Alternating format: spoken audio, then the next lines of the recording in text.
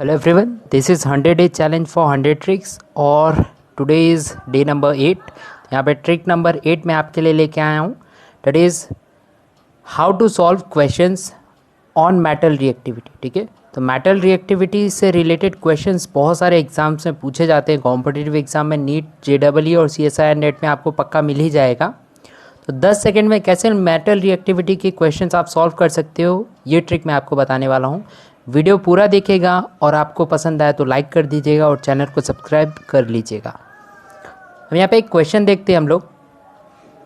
If a spoon of copper metal is placed in a solution of ferrous sulphate. ठीक है, तो एक spoon of copper अगर आप फेरस सल्फेट के सॉल्यूशन में रख देते हो तो क्या होगा। 4 ऑप्शंस आपको मिलेंगे। Copper will be precipitate out, ferrous will be precipitate out या iron will be precipitate out. आप बोल सकते हो copper and iron both will be precipitate out, no reaction will take place. ठीक है, तो ये एक क्वेश्चन है। नेक्स्ट क्वेश्चन क्या है देख लीजिए। यहाँ पे 3 फिगर्स आपको दिए गए हैं। 3 बीकर है, तीनों में सॉल्यूशन लिया गया है। कौन सा? कॉपर सल्फेट का। ठीक है, कॉपर सल्फेट कौन से कलर का दिखता है? ब्लू कलर का। ठीक है, और 3 रॉड रखे गए हैं, देख लीजिए। एक में है जिंक रॉड, दूसरे में सिल्वर और तीसरे में Mg की rod, that is magnesium. Third question मतलब यही क्वेश्चन से रिलेटेड है ये क्वेश्चन। देखिए, कंसिडरिंग द फॉलोइंग, ये 3 फिगर को आप कंसीडर अगर करते हो, blue colour of solution changes to colourless. बताना है हमें कि ब्लू कलर जो सॉल्यूशन का है ये तीनों में कौन से फिगर में कलरलेस बन जाएगा। और आपको ऑप्शंस दिए गए 1 2 3, 1 2 2 3 and 1 3। The last question is can a solution of copper sulphate be stored in. तो आपको कॉपर सल्फेट का सॉल्यूशन अगर स्टोर करना है तो आप कौन से पॉट में करोगे, जिंक पॉट या सिल्वर पॉट। तो ये 3 क्वेश्चन जो है तीनों जो हैं मेटल रिएक्टिविटी से रिलेटेड हैं। अब इनको हम कैसे 10 सेकेंड में सॉल्व कर सकते हैं वो मैं आपको तरीका बताऊंगा। वे ट्रिक जो है मेटल रिएक्टिविटी के ऊपर है। तो यहाँ पे एक ऑर्डर दिखेगा आपको, ये ऑर्डर है मेटल रिएक्टिविटी का। अब ये ऑर्डर में क्या है? पोटेशियम है, सोडियम है, beryllium, calcium, magnesium, aluminium, zinc, फिर हमारा आएगा आयरन, निकल। ठीक है, तो ऐसे सारे मेटल्स आगे चलते जा रहे हैं। जो बाद में जिंक के बाद आएगा निकल आएगा, टीन आएगा, लीड आएगा, ऐसे करके कॉपर आएगा, मर्क्यूरी, सिल्वर, गोल्ड और प्लेटिनम। तो ये जो रिएक्टिविटी है ये हमें याद रखनी पड़ेगी। अब सिंपल सी बात है, कोई भी ये रिएक्टिविटी को याद नहीं कर सकता है। ठीक है, क्योंकि हमें तो जल्दी सॉल्व करना है, इतनी बड़ी रिएक्टिविटी हम याद नहीं करेंगे। तो इसके लिए मैं ट्रिक लेके आया हूँ, ये है ट्रिक आपके पास। ये 3 वर्ड आपको याद रखना है। कौन से? PSBC, मैजेंटिल, चैप। कैसे याद रखना है? PSBC, मैजेंटिल, चैप।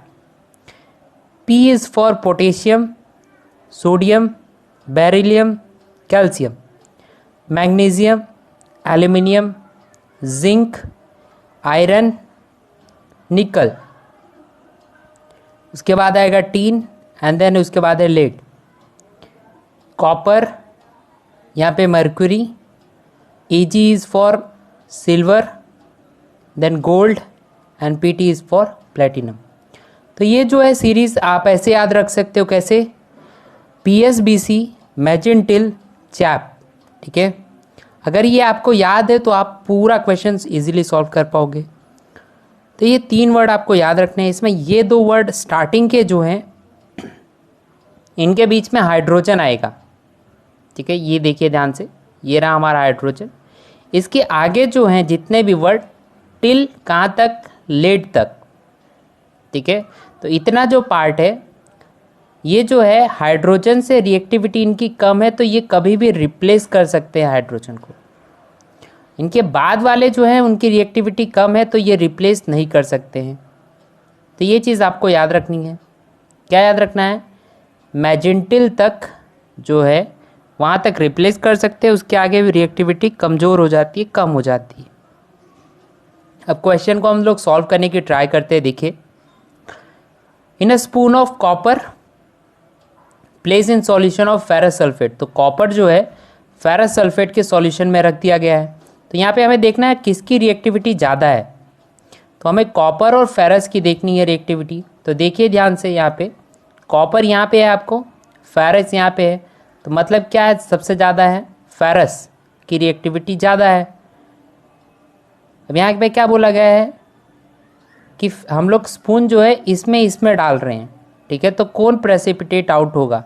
सिंपल सी बात है, अगर फेरस की रिएक्टिविटी ज़्यादा है तो कॉपर उसके ऊपर रिएक्ट ही नहीं कर पाएगा, ये रिप्लेस नहीं कर पाएगा। मतलब मैं ये बोलना चाहता हूँ आपको कि यहाँ पे कॉपर सल्फेट नहीं बनेगा, CuSO4 नहीं बनेगा, ये इसके साथ रिएक्ट नहीं कर पाएगा, आयरन अलग नहीं होगा। इसका मतलब ये है कि ये रिप्लेस नहीं होगा, तो यहाँ पे रिएक्शन नहीं देखने मिलेगा। तो इसका आंसर है no reaction take place. Next question देखिए, कॉपर सल्फेट में 3 रॉड रखे गए थे, एक जिंक था, सिल्वर था, मैग्नीशियम था।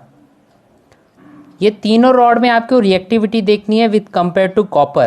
तो जिंक, सिल्वर और मैग्नीशियम देखिए ध्यान से, ये रहा हमारा कॉपर, इसके रिएक्टिविटी के हिसाब से देखना है आपको जिंक, तो हमारा मिल गया zinc, then silver, silver and then रहेगा कॉपर या मैग्नीशियम। उसके बाद क्या था, देखिए ध्यान से, ये है हमारा कॉपर, ये है हमारा जिंक, ये है सिल्वर और हमने लास्ट में देखा था मैग्नीशियम। तो इसमें से रिप्लेस कौन कर सकता है, ये चीज़ याद रखिएगा, कौन रिप्लेस कर सकता है। तो रिप्लेस जो है सिल्वर कर सकता था, ठीक है। आंसर देखिए, सिल्वर और मैग्नीशियम के आंसर्स देखिएगा ध्यान से। तो यहाँ पे रिप्लेस कौन कर सकते हैं कॉपर को रिप्लेस कौन कर सकता है, जिनकी रिएक्टिविटी ज़्यादा है।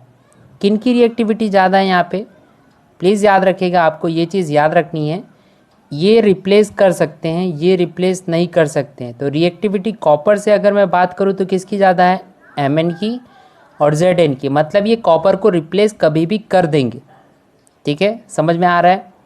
तो यहाँ पे कॉपर को रिप्लेस कौन कर सकता है, ये कर सकता है, ये क्या बन जाएगा ZnSO4 और ये बन जाएगा MgSO4। तो आंसर हमारा क्या है 1 and 3, that is 4th option is the correct answer. तो ये रिप्लेस कर सकता है, ये रिप्लेस कर सकता है, Ag क्यों नहीं कर सकता है, क्योंकि हमें पता है Ag जो है वो पार्ट में आता है जो रिप्लेस नहीं कर सकता है, डेट इज़ सिल्वर। तो that was the trick. Stay safe, stay curious. I'll see you guys tomorrow and share this trick with everyone. Thank you so much.